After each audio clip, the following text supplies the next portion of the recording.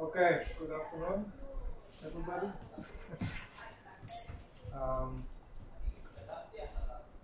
Today we are going to speak about networks, and I give an overview, and then Jan will give some hands-on tutorial to how to plot networks and to calculate certain characteristics. And before I start, I want to comment on the material from the previous classes. So we had a presentation of maximum likelihood estimation and ZIPS plot by Amit, and the Jupyter notebook, as someone of you told me, does not run. I mean, you cannot even download it from Moodle, right? So if you click on it on Moodle, I don't know if anyone did, you just get some binary file, and this is why I made a GitHub folder on Lambda. From the model, you got the original code and you copy it to a text file. Yeah, so you cannot even download the notebook on Moodle. Actually, it's easy to download it. You just copy the original code and put it into a okay, good. You can do Control A and then copy it into a text file, but it's not very. You're right. But no, you can change the text file to a notebook file. Then you get the notebook. But as soon as you click on the file in Moodle, you get displayed binary code. Yeah. So then you would have to do Control A, and it's not binary; it's a text file. So you would have to do Control A and copy it into a text file, but it's not so convenient. So I thought if you go to Lambda directly, you have here the link to the GitHub. Okay.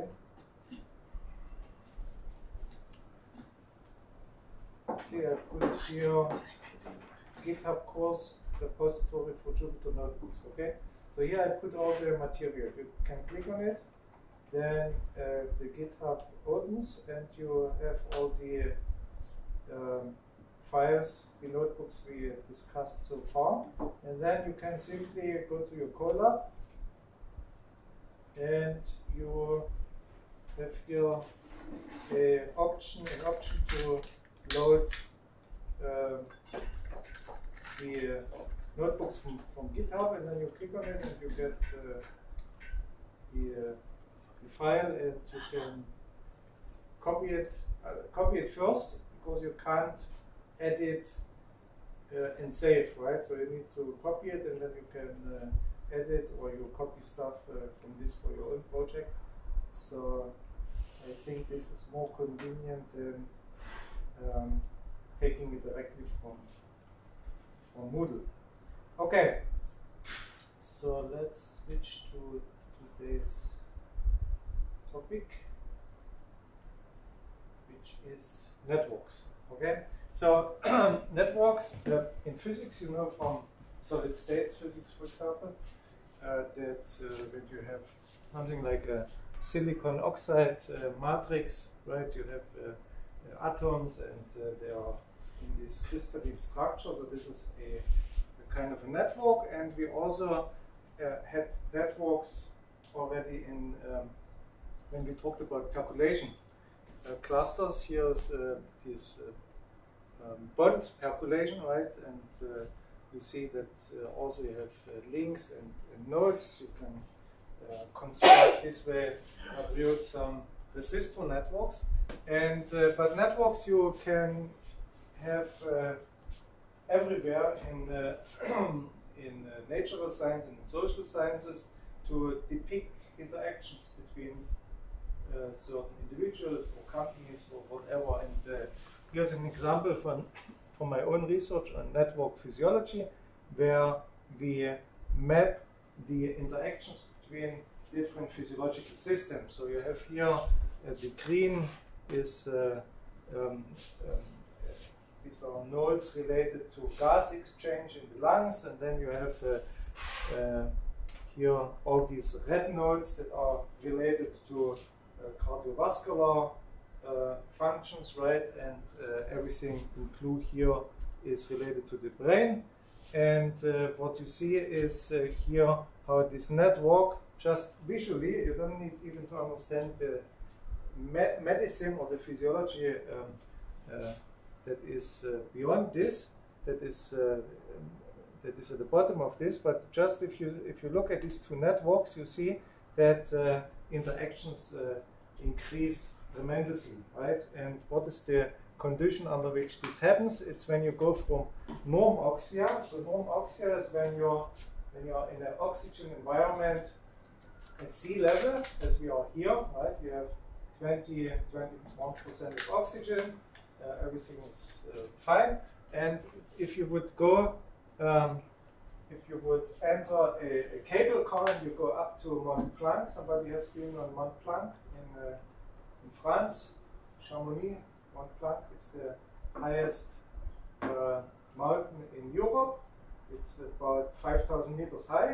And if you go up on a cable car and you exit the cable car and you want to go up the stairs, you feel like you're fainting, right? You have much less oxygen there, and you need to slowly move forward. You feel like an old person there, right? Because you have much less oxygen there. I think it's on the level of 12–13%. And here we put people in the lab, you know, and we have some collaborators in the UK, and they have a chamber where you can suck out the oxygen and then measure how the physiology of the subjects reacts to this. And the result is that they have much more, the organism is working much harder, and some of these people, they develop severe headaches and stuff. And networks is a way of visualize this and then dissect individual interactions, right? So we have this tool of networks that is visualizing things, but you will also see that we can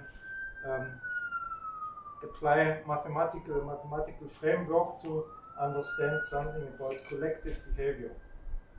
So in short, in general, a network is consisting of simply a node, right, which, as said before, can be an atom in solid states physics, and an edge, which is representing something like a connection or a coupling between two nodes. So you can think about a network like the internet, most popular one, where the computers are the nodes and the connecting cables are the links, obviously. World Wide Web, where you have a domain with documents and the links between these documents. Social networks, you have people as nodes, and the link between these people is when you're a colleague or a friend, or you have any other thing that you do together. And biological networks, you have protein-protein interaction networks or metabolic networks and things like this. So let's speak a little bit about from where this whole idea of networks came from. And the beginning of network theory, or at this time it was called graph theory, is quite old. So it's more than 200 years, in the 300 years almost. So, and it started all in a town that was called Königsberg. Now it's called Kaliningrad. Okay, why is this? It's Russian now. Yeah, Königsberg was in eastern Prussia, belonged to Germany, and after World War II, they had to give it to Russia. I mean, it was conquered by Russia, and it is now the most favorite province of Vladimir Putin. Why? Strategically important. It is between two NATO countries. Here you have Poland, here you have Lithuania, and here is this Kaliningrad. I don't know how the province is. I forgot how the It's a province and a city. Ah, it's a province and a city. So the whole thing is called Kaliningrad, Yes. and it's rather small. But Vladimir Putin is very happy about this because he is between the NATO, these two NATO countries. Yes, and what happened in Königsberg in the 18th century is that there were the mathematicians at this time. They didn't have many things to do. I mean, they had many things to do, but they liked a lot to solve riddles. Okay, and they asked each other riddles, and one of these riddles was whether one could walk across the 7 bridges of Königsberg. 1, 2, 3, 4, 5, 6, 7. These are the 7 bridges. Here's the city center surrounded by a river. And could one walk over all these 7 bridges and never cross the same bridge twice? Okay? And about this they were thinking the whole day. Okay? There was no Netflix. There was no electricity, so you're sitting with your candle in the evenings and you were thinking about problems. Okay? So, and our special friend Leonhard Euler, he said, no, impossible, won't work. And then the others, I don't know, was Kant already around? I think he came later. But they were puzzled and they wanted to get an explanation why Euler came to this conclusion. And what did Euler do? He simplified the problem. So he was drawing the first graph, so to say, the first prototype of a network. And that's it. This is the graph. You just put the bridges as links, okay? And the places where you would start going over the bridge, or the bridges start, you put as nodes, okay? First simplification, and then he argued, okay, so if such a continuous path would exist, okay, that goes from one node, basically, and crosses all the bridges only once, then such a path would only have one beginning and one end. Very easy, right? Even we would get this idea. Second thing, he said, okay, so if we have only one beginning and one end, then the nodes, okay, with an odd number of links must be either the beginning or the end, okay? So now if you look at your network and you have 2 nodes with odd number of links, then it's fine, right? But as soon as you have a third node with odd number of links, it won't work anymore, because then it means that you have to go over one bridge twice. So if you have a graph with more than 2 nodes with an odd number of links, such a continuous path could not exist. And when we look at our network here, how many nodes do we have with odd number of links? 3.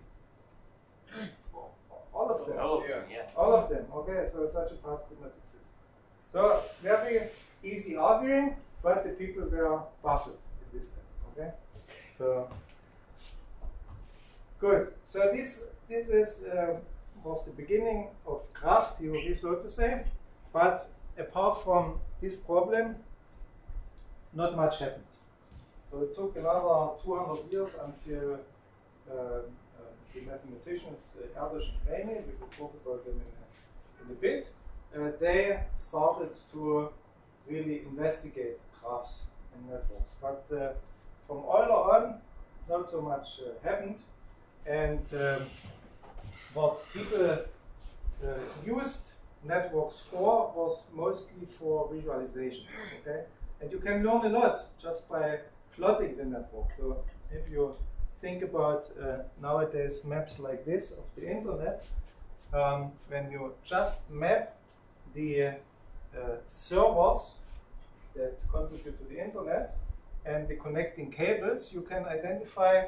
So you have Europe, here's Asia, North America and South America, and here is the Middle East. So just from mapping these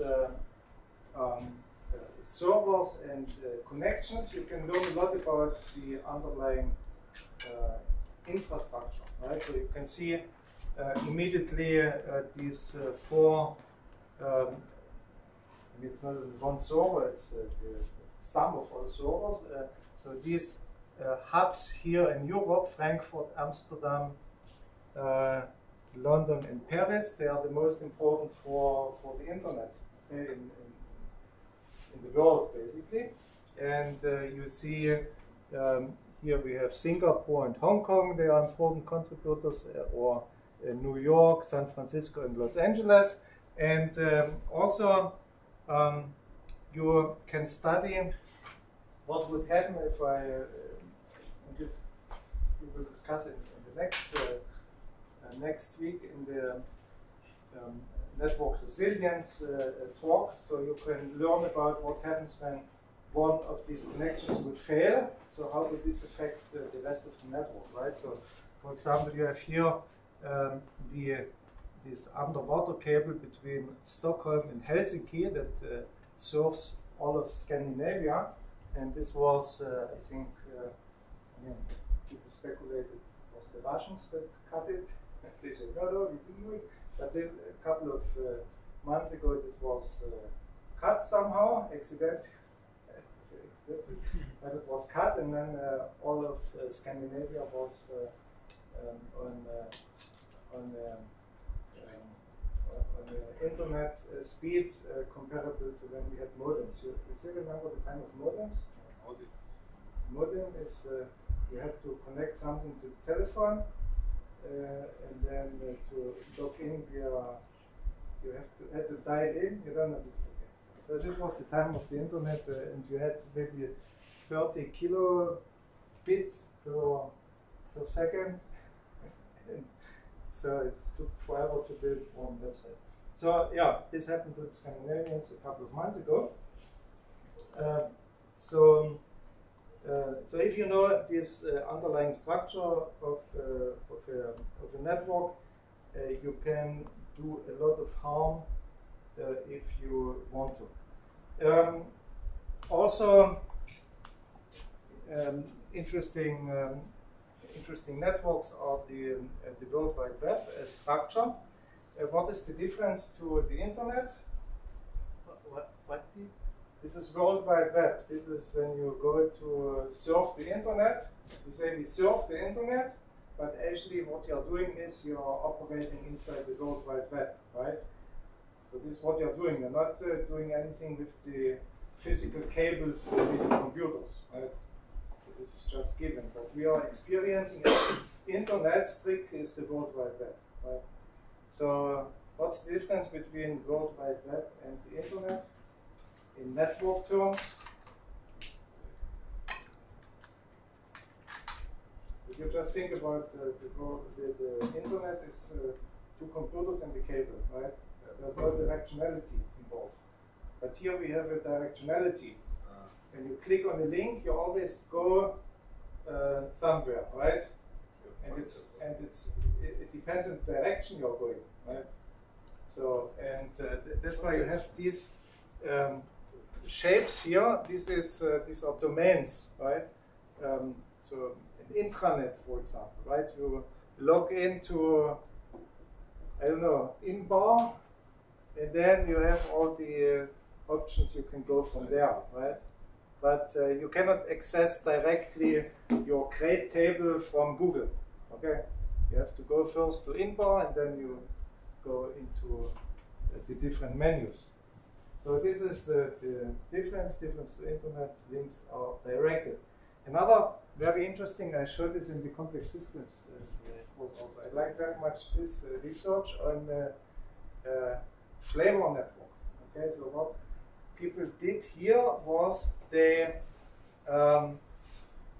analyzed the chemical components in food and grouped them according to flavor. Okay, and then of course all the fruit is located together here, and this is meat, chicken and beef, and you have here all the mushrooms. They gave each group a flavor topic, like sour. No, they analyzed the chemical components. Okay, the chemical components, and the more you had in common, the closer you are in the network. So fish is pretty close, and garlic and onion, of course, but you also have some interesting stuff that appears here. For example, if you look at cilantro is cuspara, okay? So cuspara is closer to chicken than petrosillia, okay? So it makes more sense to eat cuspara with chicken than with petrosillia, if you like a similar taste. But petrosillia is better to put into the tomato sauce when you do spaghetti. Okay, so or carrots. Carrots also go well with tomatoes. Okay, so I find this very interesting. Also milk. Look, milk is of course very close to all the cheeses, but it's also very close to peanuts. Okay, who would figure this out? But if you think about it, so if you crave for milk and you want to have a healthier alternative, you eat peanuts. Or if you're allergic to peanuts, you then you drink milk. Okay, good. Actually, this would be interesting to check correlations between somebody who has a milk allergy and peanut allergy. If this is maybe correlated, because in the chemically they are closer than. Many people with milk allergies that don't have anything peanuts. לא, יש הבדל בין רגישות לאלרגיה. לא, אנשים עם אלרגיה לחלב, ואין להם שום Well, it was just a hypothesis. I don't know. Just an idea for a final project. But we see that cucumber is close to butter. Yes. Why? I don't know. It's just a chemistry. By the way, since final projects, there are still some open slots for the presentations, and I'm surprised because usually this is what the students chose first because it's the easiest. Usually better grades and faster, and somehow this year there are still 3 presentations I think that are available. So if you don't choose them, you just lose this opportunity to get rid of project quickly. Yes, so these are about the flavors, and then you can do something very interesting. You can, of course, check what are the shared components. So if you look at coffee and beef, so they have quite a big overlap chemically, right? So they have here about 102 components that are found in coffee and also in beef. David, you look very. I'm surprised. Yes, I was also surprised, and but it's somehow intuitively understandable, right?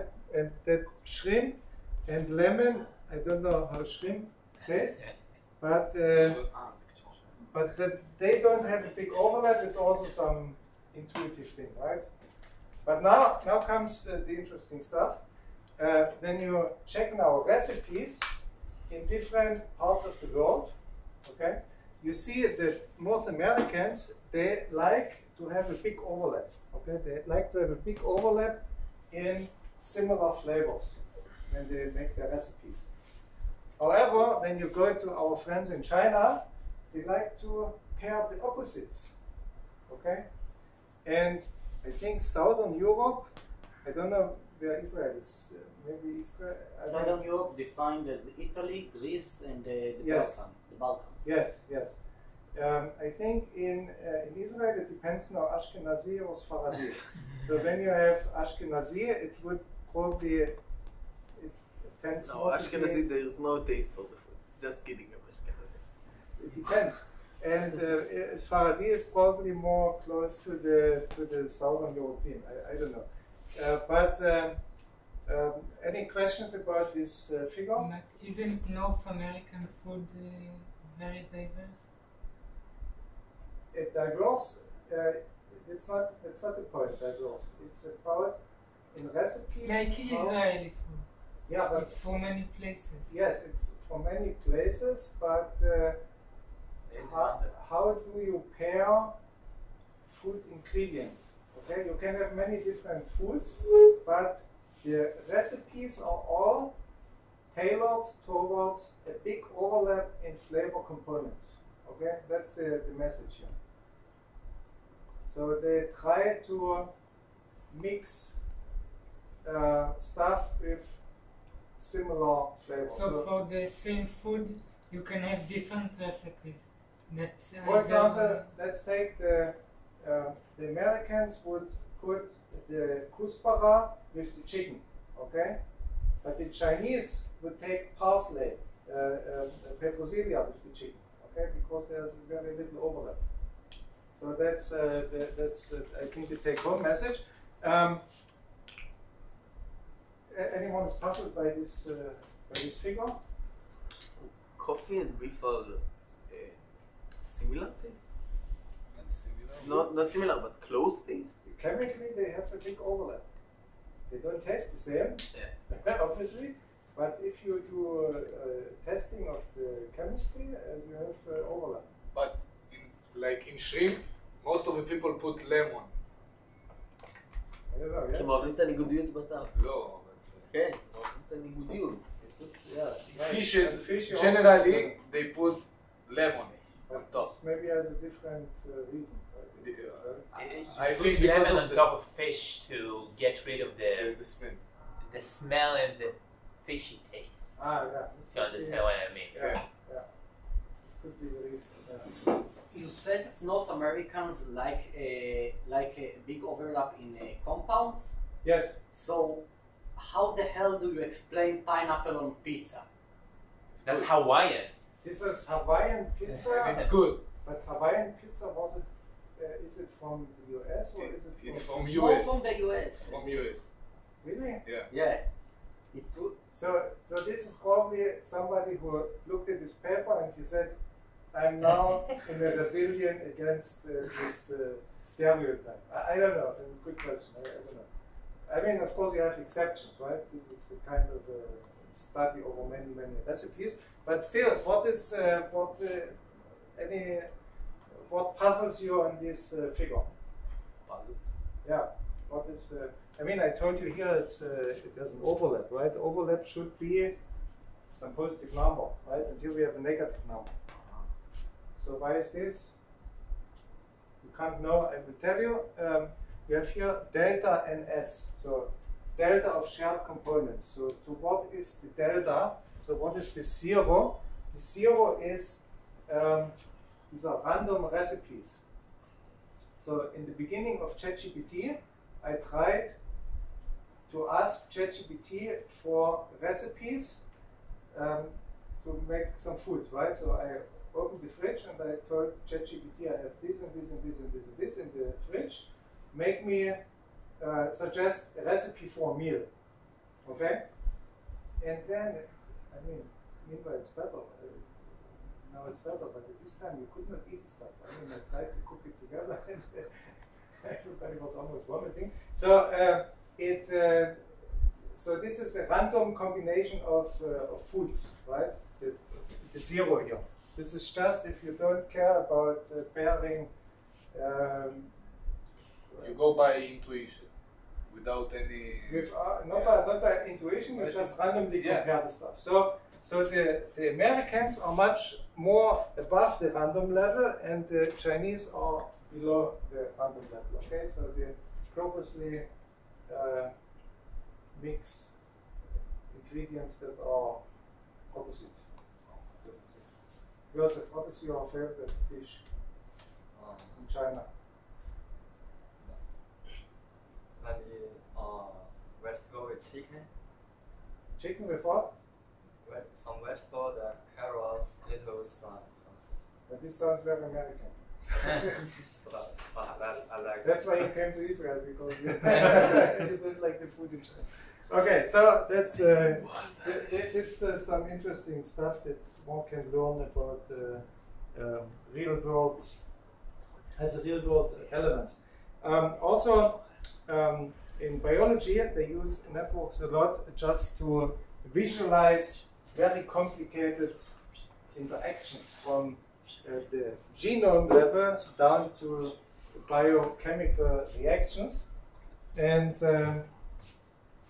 or protein-protein interactions. So they they like to have these kinds of networks. Also here you have a yeast interaction, yeast protein interaction network. So they are very happy that they have this visualization tools that networks provide. Or here you have some metabolic networks. So basically each node here is some biochemical agent, and you want to know with what it interacts. And also in zoology, so this may be more interesting, you build food webs. Okay, so you just draw a link. You have all these nodes here. They represent some species in a lake, and then you put a connection who's eating who. Okay, so you have here you have a loop for cannibals, right? When they eat each other, and otherwise you draw a line to whatever predator eats whatever other animal, and then you can easily see who are the apex predator in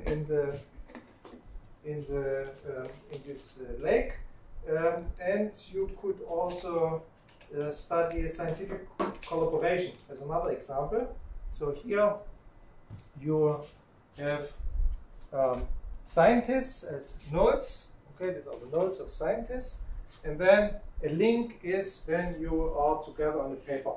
Okay, so this guy here, he has he's on most of the papers. Okay, and then you have people that only wrote the paper with him, or they also have a lot of other co-authors. So this way you visualize this, and what you can learn from such graphs, which is very interesting for the university, for example, to measure how productive a scientist is, or for funding agencies, they want to see how much somebody is publishing. So you can ask now questions like, how many of the people that are on the paper together really work with each other? Okay, so it doesn't mean when you're on the paper with someone that you're also, sometimes you don't even know him, right? So just your boss puts him for political reasons and you don't even know him. Yeah, I should not spoil you. Yeah, you will learn this later. But so what would you think, how many people who are co-authors on a paper really work together with each other? 20%. 20%? Oh, you're quite pessimistic, but I also thought like this. I was surprised that it's actually a bit more than 40%. So, but this is for physics, okay? It's for physics. It's from the paper that analyzed physics collaborators. I also thought it's less. I was surprised about this, but I learned that for other disciplines, like in mathematics, it's even higher than that, but for computer science and biology, it's lower. Okay, but I don't know the exact number. So the one in the middle, he has the most mention in the article? No, he is basically on all the articles. So this is from All. Not all of them. Not all of them. Not Only all of the, them. the Not big all of- circle, the little circle. Yes, He co-authored many papers relative to other scientists. yes, yes. So he has the highest, so to say, clustering coefficient. We will talk about clustering coefficient in a minute. But yes, so he is in the center because he co-authored most of them, but he's not on all of the papers. That's correct. Another thing very important nowadays is social networks, right? So and here you have a social network from somebody knows Game Game of Thrones, Thrones. right? First I hated this series, but then came Corona and I did the binge watching because my wife convinced me, and in the end I liked it. I mean, it's quite good, but the overall story is interesting. So and here you have so the people that are here appearing to be the biggest are actually the smallest, right? If you remember him, and also she is not very tall, right? But they appear here the biggest because they are kind of in each of the episodes you see them, right? And they are in the center of the social network and on what's going on. You know this guy here? Who's your favorite? My favorite, I liked Jon Snow actually.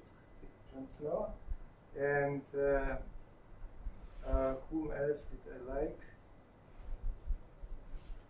I think they're all great actors. So You suggested to watch the show? If I You recommend. If you have yeah, I recommend it. But you have to get over the first couple of episodes that are quite good. I mean, I remember when I watched the first episode where, should I do a spoiler? Maybe not. Okay. Jamie Lannister is throwing Brandon. Brandon was his name, right? I don't know. I didn't watch the. I didn't watch it. So, and he. Okay, no, I don't want to spoil it. It's, but it's great. I mean, I enjoy it. So yeah, so here the network basically reflects how important is a character in the social network, and that's why you get, for example, the Dragon Queen. She is so little, right? And her husband here, Khal Drogo, he gets only a very small note because he only appeared in a couple of episodes and then he died, right? Spoiler. Spoiler alert. What? Spoiler. You said it died. Ah, but okay, it's I spoiled. didn't want to say. But Forget what he said. But that's not the most important of the series. So yeah. Another application is The same one that's play Aquaman, right? It's the same actor that plays Aquaman. Yes. Yes. So, I think afterwards he got famous. Many actors got famous from Game of Thrones, and afterwards they played other roles. Another application is these terrorist networks, where you just this is particularly from the 9/11 attacks, where they just mapped who was talking to whom, right? And just by who was talking on the phone to whatever, you could identify the groups that entered into which airplane, right? So you had these communities. Okay, this was unfortunately only after everything happened. What? בדיחה גרועה, לא משנה. Okay. I mean, it's already 20 years past, so it's one can make jokes. So an important thing on this in these social networks actually that was studied at the beginning is that the distance between people, the separation between people is rather short, right? So if you have a social network like this, okay, where not everybody knows each other, you see you have here the links of who knows whom. and you want to transfer a message or something from this person, she's called Sarah, okay, to Peter, then and Sarah and Peter do not know each other, but it's very easy to transfer messages because Sarah knows this guy here, that is Ralph. They are together in the same spinning class, okay, and Ralph here knows Jane, and Jane is, because Jane is his wife, but Jane works with Peter, and that's why Jane can transfer easily a message that Sarah gave to Ralph. So you have a very short path length, okay, in such networks because of this high connectivity. And the question 100 years ago in social science was how many steps in average it takes from one person to reach anyone, okay? So this was a question, and somebody knows how. It's very famous. How many steps? It's actually 6 degrees of separation. Yes, but then they revisit this theory, and I think they got to 4 Yes. degrees of separation. Yes. Yes, because it's a free scale network and not a random network. Yes, and it's going to be Even smaller. because of social networks and stuff. The world is getting smaller, so to say. So when in the 60s it was 6 degrees of separation, now it's even smaller. Okay, and if you talk to a Chabadnik, you think the degrees of separation is only 2, because you talk to someone in Boston and he knows everybody in the Middle East. The Middle East is easy, but also in the Far East. So yeah, and somebody knows how Stanley Milgram. So Stanley Milgram did this experiment and came up with the 6 degrees of separation. Somebody remembers how he did it, the experiment in the 60s? Gave letters. Yes, so he said he gave letters to people on the West Coast, California, and they should transfer these letters to Boston on the East Coast, okay, without using mail, obviously, right? And everyone that had handled the letter should write their name or just write that they handled it.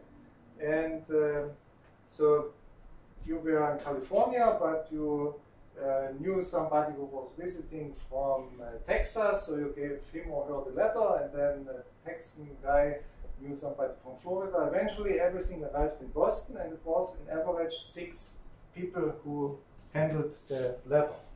Okay? In the World Wide Web, it's more than like 19 steps. So how can we actually describe networks more mathematically? So I gave you a lot of pictures and examples, but how would we handle networks mathematically? And it's pretty easy. We just have nodes and links, right? And you can write something like an adjacency matrix, a neighborhood matrix. So you basically name your nodes from 1 to 8. So you have your network, and then when you have a link between 2 nodes, you just write the 1, and if you don't have a link, you write a 0. Okay, this way it must be a symmetric. this is symmetric, but we also can do it asymmetric. Okay, so Perhaps would be direct. Then so here it is symmetric. yes. Neighborhood matrix, so you don't care if one, that's a food network, so you have a link between human and turtle, okay, because some humans eat turtle, and but the turtle obviously doesn't eat humans, okay, but this is not reflected in this kind of network. If you want to have information about this, then you do a directed network, okay. So you say, okay, so the arrow basically points into someone's mouth, okay? So you have an arrow, turtle goes into the mouth of the human, of some humans, and then you have fish goes into and birds, okay? But not vice versa. And how would you, okay, if you have an eagle is catching a little baby. I don't know. I'm now in the Game of Thrones thinking. You know? So, and how would you write this into this adjacency matrix? You would just say, okay, I put a 1. Okay, when 1 is eating 2, but 2 is not eating 1. Okay, and this way I have a directionality. And of course I could say I put here also a weight, right? So only so more people eat fish. Okay, I put here 8. It's a heavy weight. Then turtles. Okay, it's only 1/2. Or I don't know, and or birds is only 2. So this way you can put everything in your matrix, and once you have a matrix, you can do all the mathematics that we don't in linear algebra, right? We can do eigenvalues, eigenvectors, we can diagonalize the matrix, or whatever thing we learned in linear algebra, and this way basically networks has a mathematical basis. So another important thing in networks theory is the distinction between different kinds of networks. Okay, so and the most popular ones to distinguish from each other is the road network.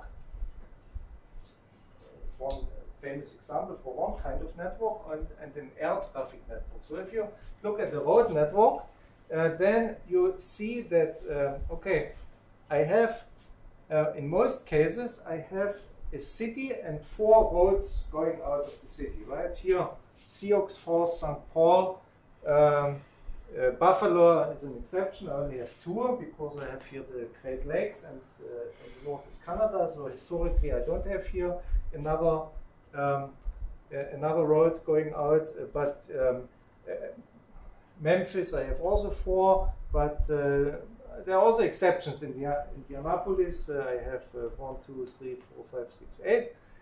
So, but I have a typical number of roads going out from a city. Okay, historically, I mean, historically, you wanted to go north, south, east, and west. Okay, that's what people wanted. So you have a typical number of roads going out from the city.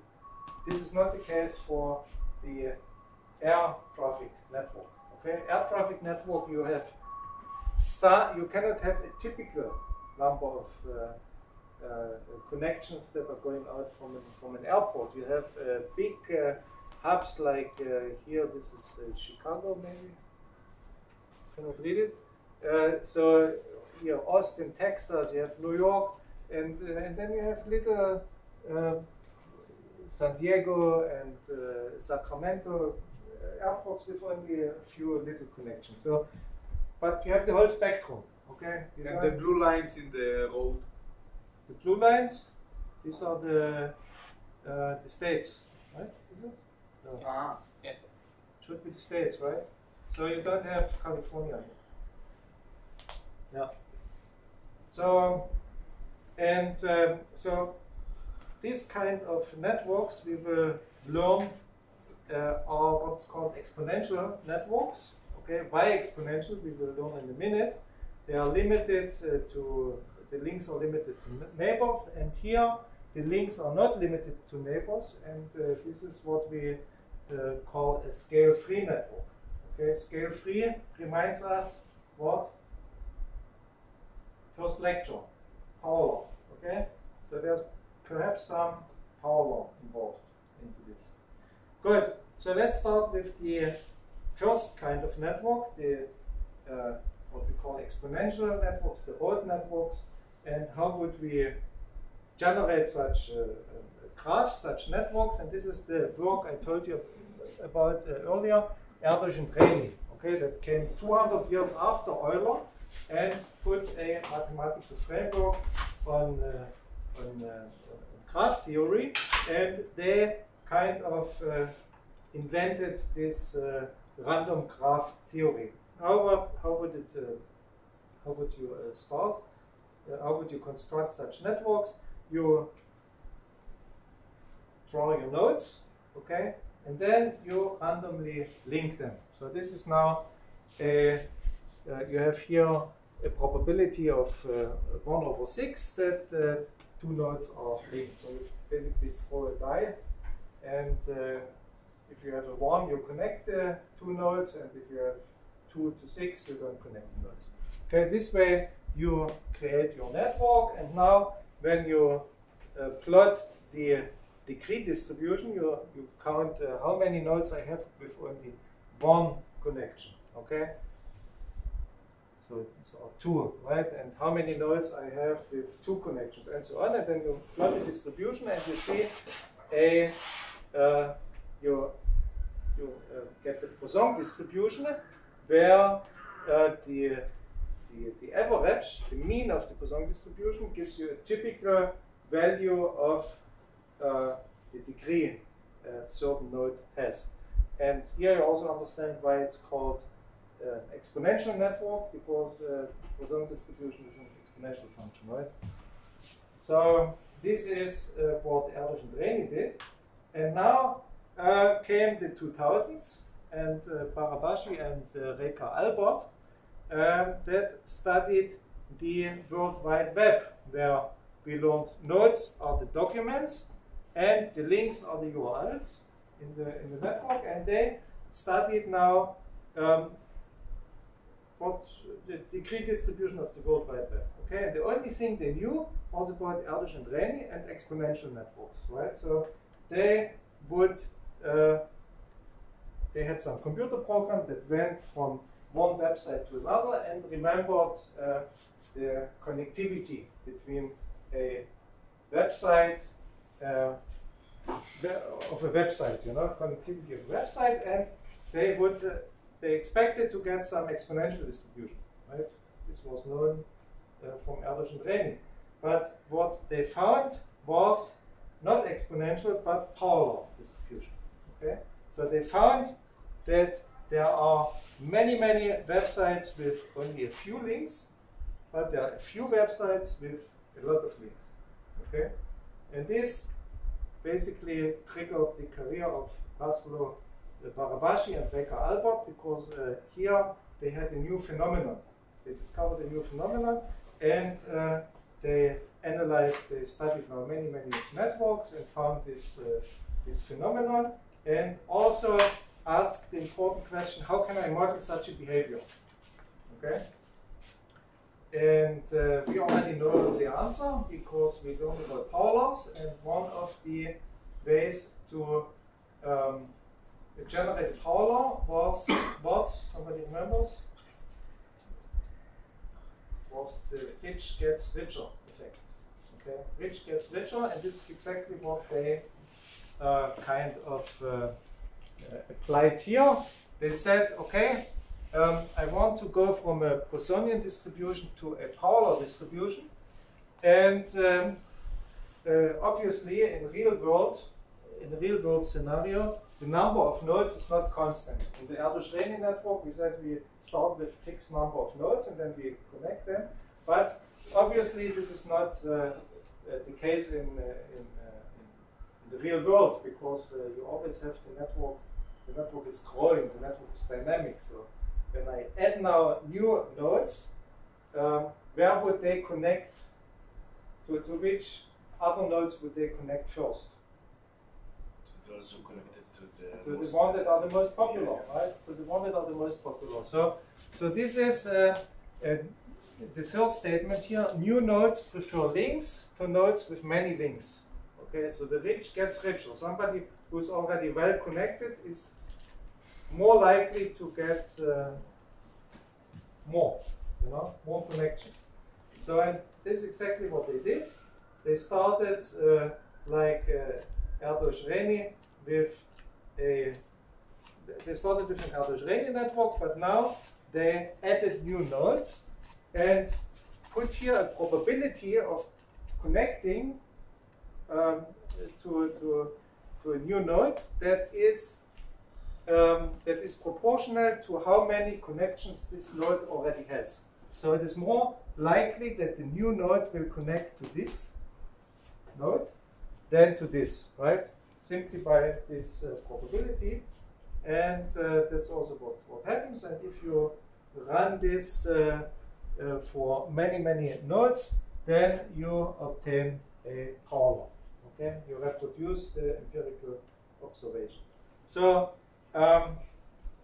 so basically, what we learn from this is when we have a road network, okay, it follows this Poissonian distribution, and most nodes have the same number of links, and it's very unlikely to have a node with a lot of connections. Okay.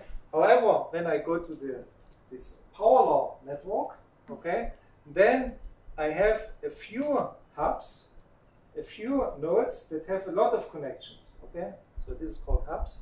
A node with a lot of connections, large number of links, and I have a large number of nodes with only a few links. And this is exactly what we saw in the road network. In the road network, we found behavior that resembles more these random networks, and in the airline network, we found we see something that more resembles these scale-free networks.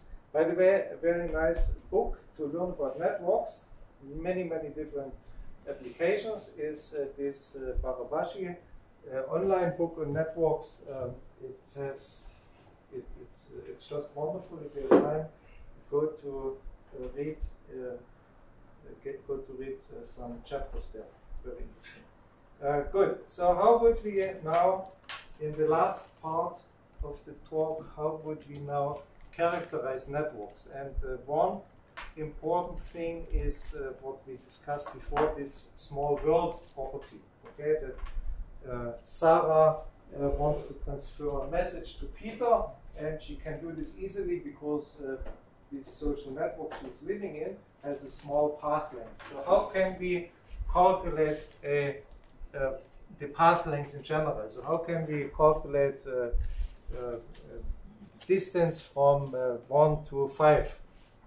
Very easy. You just count over how many nodes you have to cross in order to reach a particular node, right? So you do this, and you average over all the possible combinations, because from 1 to 5 you can go this way, but you can also go this way, right? Or you can go this way. So if you look at all the combinations and then you average it, you get a characteristic path length.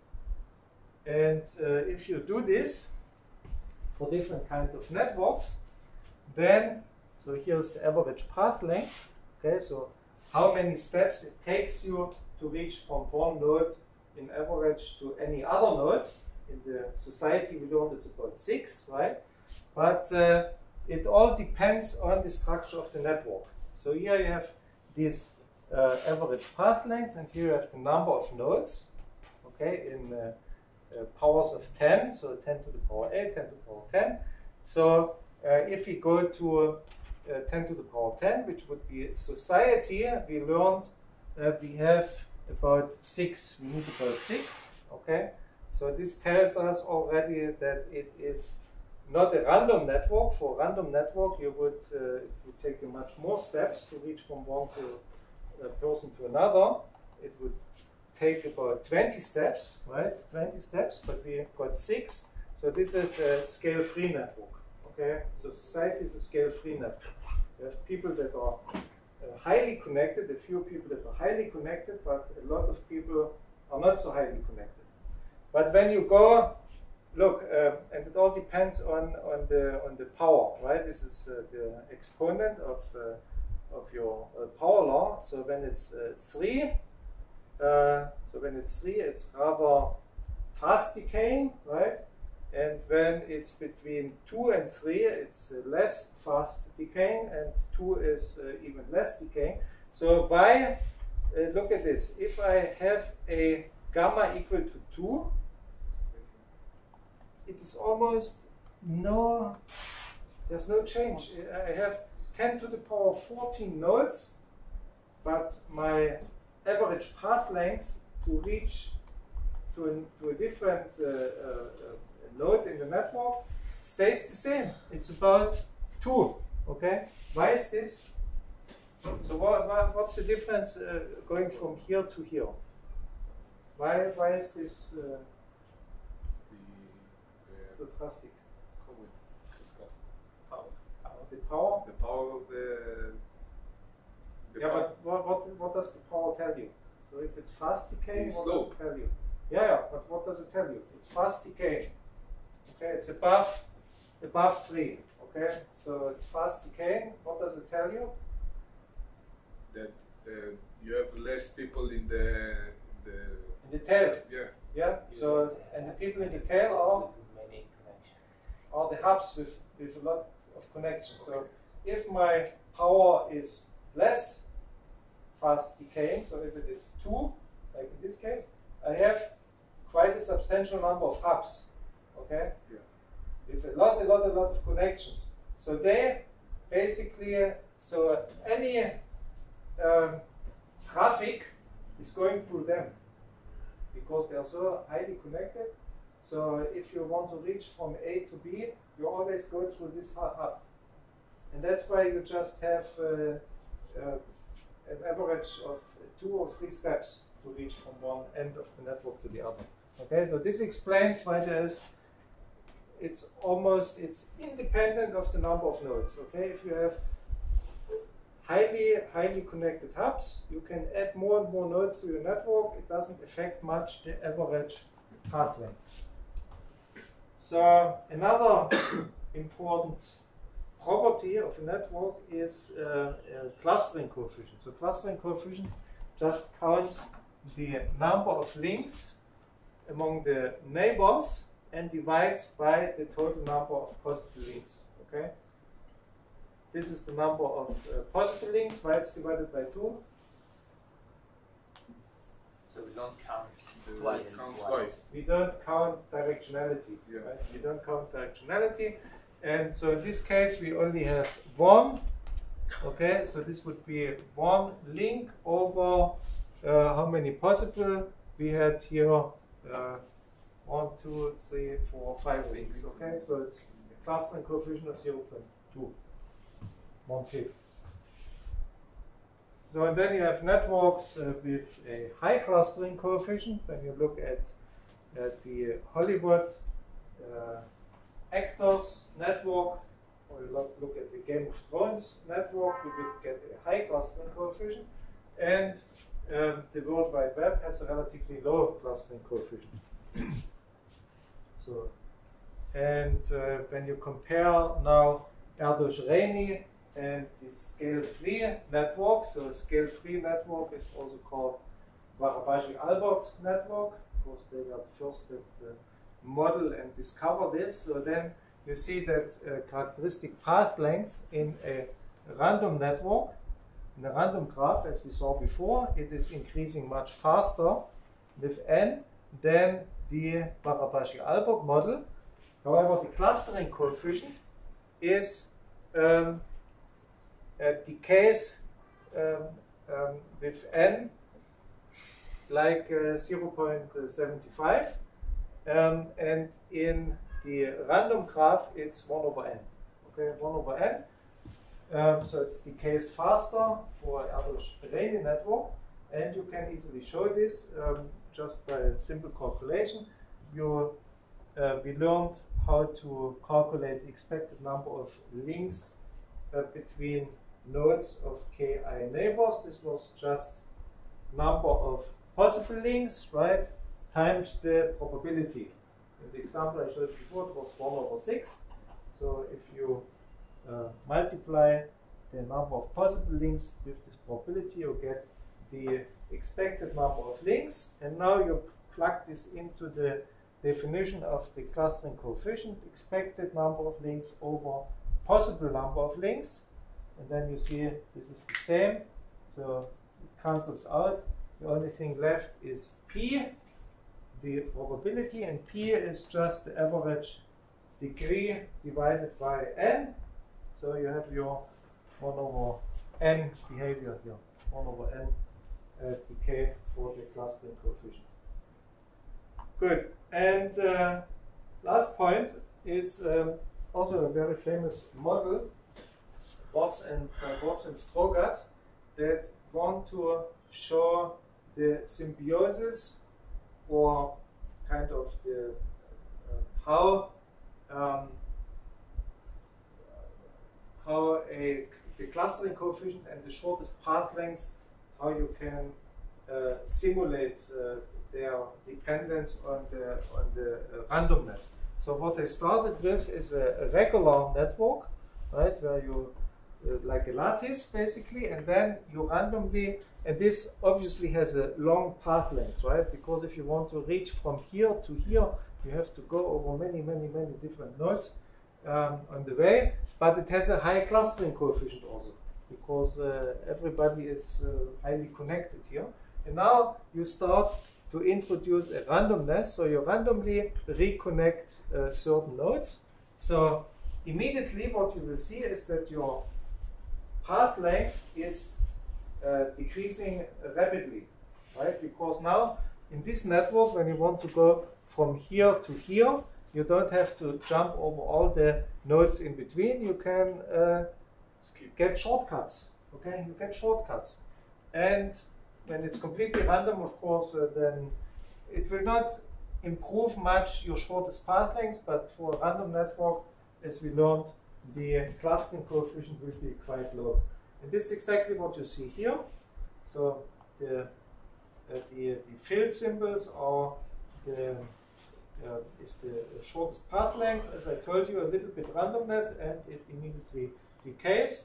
Clustering coefficient is not so much affected, but if you go to a higher and higher randomness, then also the clustering coefficient will decay. And this is exactly the range where you have a low, very short path length between nodes, but still a high clustering coefficient.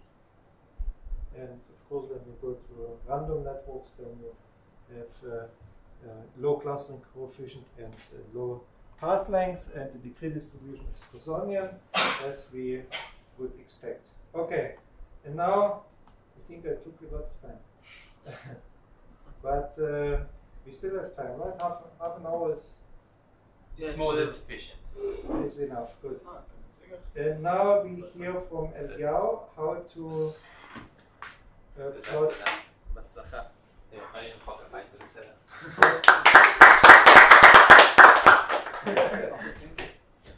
So how to visualize and how to construct networks with iGraph. Yes.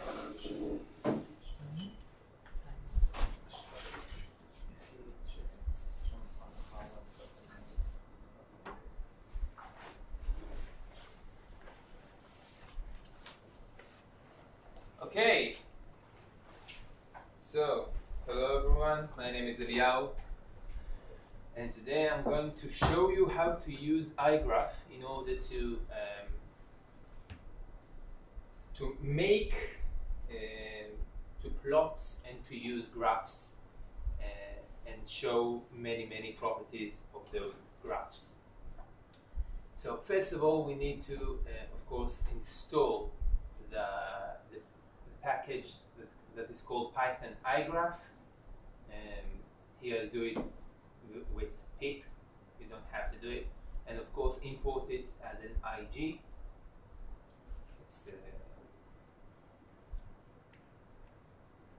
When you want to construct a graph, first of all you use this command.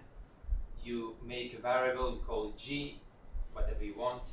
You call IG and the command graph, and then you give it, first of all, the number of nodes or vertices that you want the graph to have, and then you have a list of all the links. Here I have 20 links, I think, and 4 vertices. Then we can print the graph. When we print it, we have the number of nodes.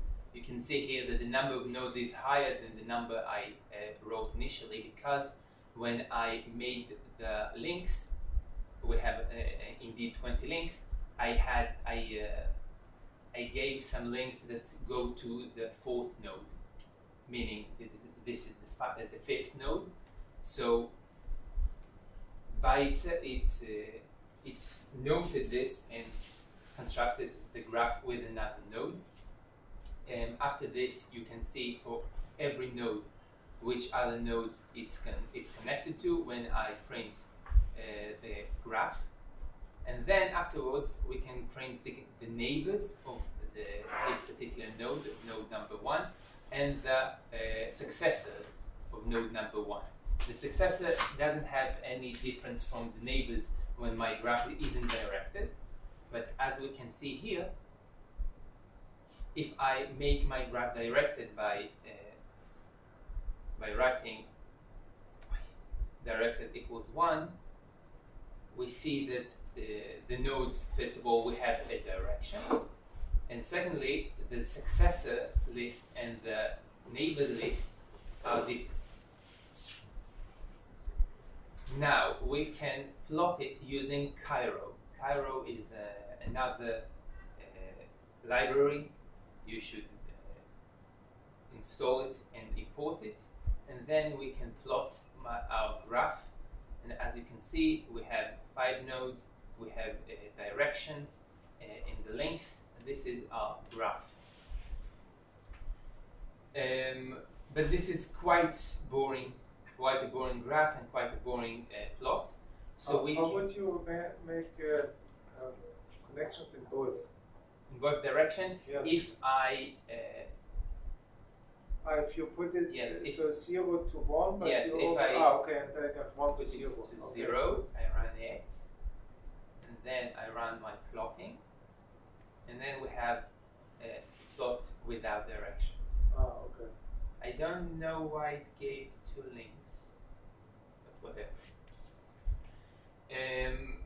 Now, this is a method to undirect a directed graph. And then we can give to every vertex or every edge, links are called the edges. We can have some attributes such as weight, length, color, and then we can run it. And when we print G, we see that it gives us the attributions, color, weight, length, and also when I plotted it, I told him to name the nodes, the vertices, with the weights that any vertex has, and the edge width is also the length, and some size to the vertices, and I colored the vertices using the attribution color. We can make a more complicated graph, more complicated network. This network is a social network that shows the connections between different people, and whether or not they are married. This is a very, very simple and boring graph, and it doesn't convey any of the information. So using matplotlib, you can make the graph a lot more interesting and more easy to understand. So, for example, here we have different colors for links that convey that represent marriage or just acquaintance. We have different colors for different genders, and the names are on the nodes. We can ask iGraph to give us the matrix, the adjacency matrix of this particular graph, and here it is. Also, it can take an adjacency matrix and make a graph out of it. So this is our adjacency matrix. As a rule of thumb, when I use an adjacency matrix, it gives me a directed graph. So here we get indeed a directed graph, but also if I want to change it, I can use this command, changing the mode, and then our graph will be undirected. If there are any questions, feel free to stop. The undirected is like an or between the transpose matrix and the matrix, right? Like 0, 1 is 1, 1 is 1. It's symmetrical, yes. If you want the graph to be undirected, you have to have this matrix to be symmetric. If, for example, I change it a little bit, and then our matrix isn't symmetric, it will raise an error, right? If I make it unsymmetric and I tell it to ignore this command, it will give me the graph as is. Right? Understood? Any other questions? Okay. There are many ways to generate graphs using iGraph. For example, we can use a formula. A formula is basically giving it many paths. So, for example, here we can see that the node D has links to A, B, F, and G. We have the path A, C, F, A, those paths, and if I generate it, if I plot it, this is our matrix. This is our graph. So as we said, D is connected to A, B, F, and G. D is connected to A, B, F, and G. And we told it that we have a path from A to C to F to A. So A, C, F, A, etc., etc. We can use iGraph to generate a bipartite graph. It's quite complicated, but you can revise it later. And then we have essentially two graphs that are connected between one another. We can make it generate a full graph. Full graph meaning that all the vertices are connected to all the other vertices. And we can have a lattice graph. For example, here we have a 5 on 5 lattice, and here I wrote it to be not circular, because if I make it circular, I'll have this graph, because it makes a lattice that is closed. Understood? Yeah. So this is very handy when you write your thesis in, for example, semiconductor physics, and you have some alloy of different atoms in the lattice. Then this way you can easily plot such a. And you can have net repetition, boundary conditions that are repetitive. Yeah, periodic boundary conditions. And we can also have a 3-dimensional lattice.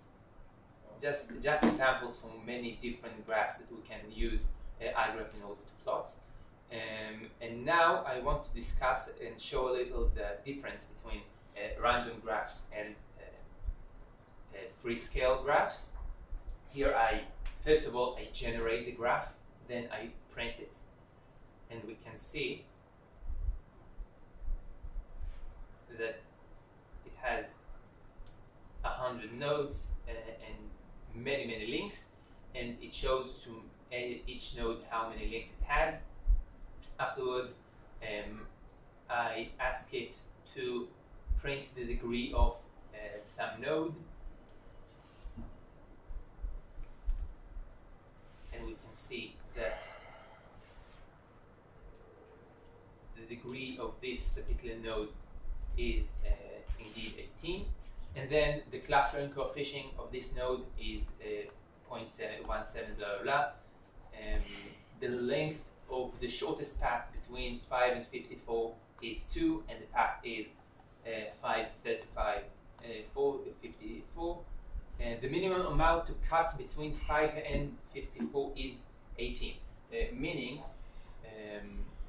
when we want to cut some nodes, it means that we have two nodes that have some path between them, and we want to make it not so. So we need to cut some paths, and this gives us the minimum number of paths of the links we need to cut in order to make those nodes unconnected. It also gives us the graphs, but I asked it only to give us the length, the number of the links. the diameter of this graph is 3. Diameter is the longest, shortest path between two nodes. The average path is very, very small. It's about 2 links. And here we have the clustering coefficient of all the clustering coefficient of the graph, meaning excuse me, it's not the clustering coefficient, it's the degree distribution. The degree distribution, and for each number of links, we see how many nodes have this number of links.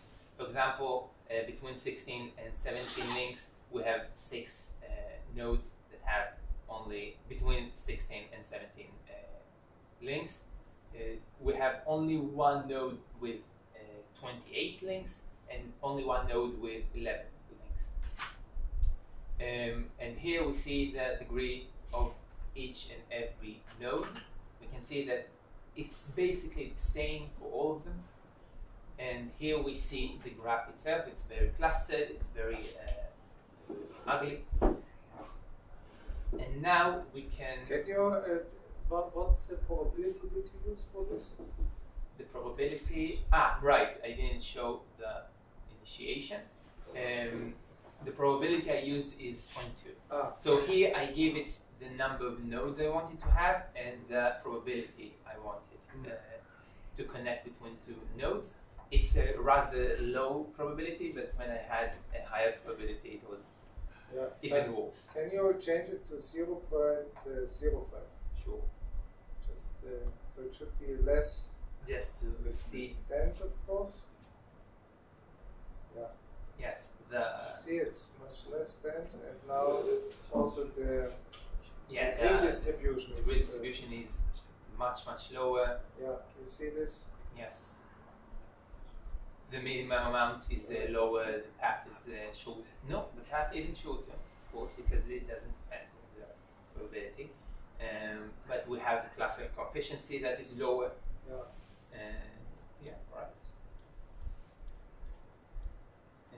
Now we use scale-free graphing, graph that uses the Barbasi-Albert model. We have many models to make scale-free graphs, but this is the main one. Again, we give it the amount of the number of nodes it starts with. No, the end amount of nodes it will have at the end. How many nodes how many links each new node will make, and the power is how much the new node will prefer to connect itself with the higher degree nodes, meaning how much the richer getting richer.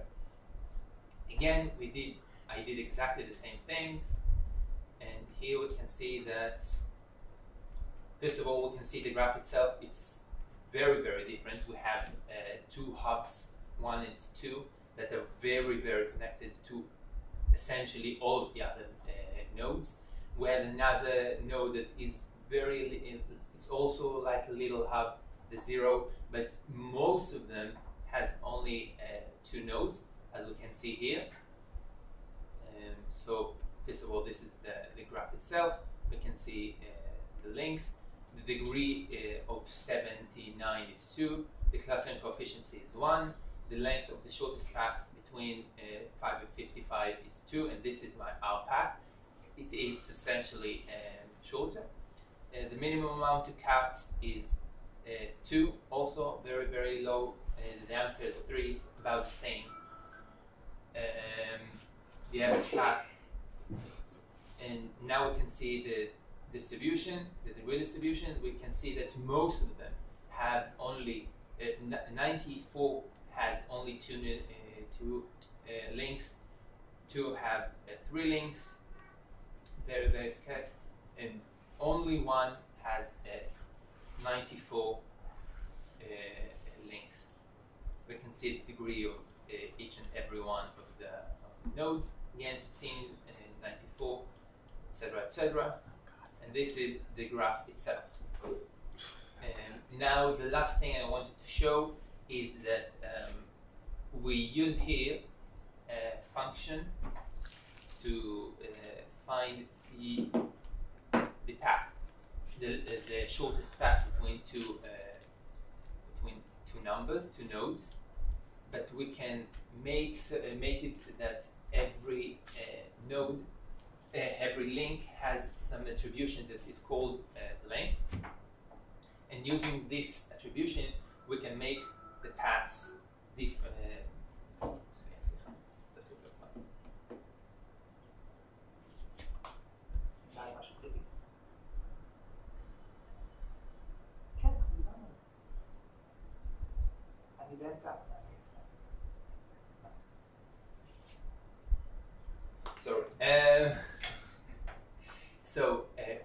I generated a random number of for every link between 0.1 and 100 for a length, and then it will change the path, the shortest path, because if I have one link that has a length of 100 and two links that each of them has a path of a length of 30, then of course the shortest path will be the two links with 60, with the length of 60, and not the one with the length of 100. And I showed it here. In unweighted graph, it's supposed to be weighted. In unweighted graph, it's the path is 2, and this is the path. And in a weighted graph, the path is much longer, 124, and this is the path, completely different path. This is for the random graph, and for אז מה זה אומר בעצם, כאילו, weighted בהקשר הזה, הכוונה היא של המסלולים, לא למסלולים, לקשרים, לחיבורים, יש להם משקל. במקרה שלנו, אורך. זה attribution שאתה יכול להוסיף. אתה יכול להוסיף את כל attribution שבא לך. רנדום אבל. מה? רנדום לחלוטין. פה ספציפית עשיתי את זה רנדומלי. אתה יכול לעשות את זה עם איזשהם מספרים מסוימים שאתה רוצה. פה עשיתי את זה רנדומלי כדי להקל על זה. כי אין לי כוח עכשיו לכתוב 900 ומשהו מספרים. It's like you want to go from Tel Aviv to Petah Tikva, but you make now the fastest is going Jabotinsky, right? Yeah. So now you put Jabotinsky, you put the weight on Jabotinsky, and the weight is that is a one way from Petah Tikva to Tel Aviv. So now you have to go to Bishop, Petah Tikva. So yes. Something like this, you know? Yes, this path is Why longer. would you want to go to Petah Tikva? Hmm? Why would you want to go to Petah Tikva? Also good. למה ככה? There is nothing in Petah I live in Petah Tikva, it's an excellent city. I live too. I disagree with you. It's your derivative to be wrong. So as I said, this is for the random graph, and this is for the BA graph, and we can see that indeed the paths are absolutely different between the unweighted and the weighted graph. And that's all. Questions? Yes, question.